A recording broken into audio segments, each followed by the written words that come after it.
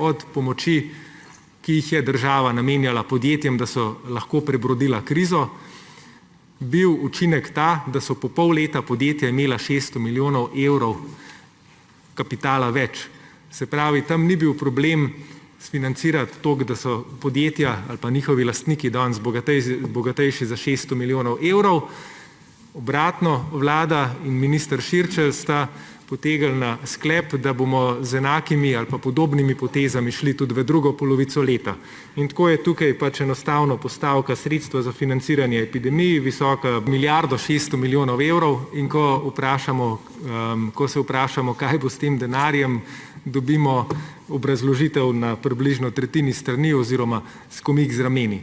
Hkrati pa ob teh sredstvih se ne najde 100 milijonov evrov za zdravstvo, da ne bi blagajna ostala brez denarja konec leta, ne najde se 23 milijonov evrov za znanost, ne najde se 8 milijonov evrov za kulturo, ne najde se niti 250 tisoč evrov za en gasilski dom, ki je bil občini Postojna obljubljen. In niste pripravljeni sprejeti niti enega amandmaja opozicije, kljub temu, da letos vam nihče ne gleda pod prste iz Evrope, ni fiskalnih pravil in praktično lahko financirate državni proračun brez omejitev.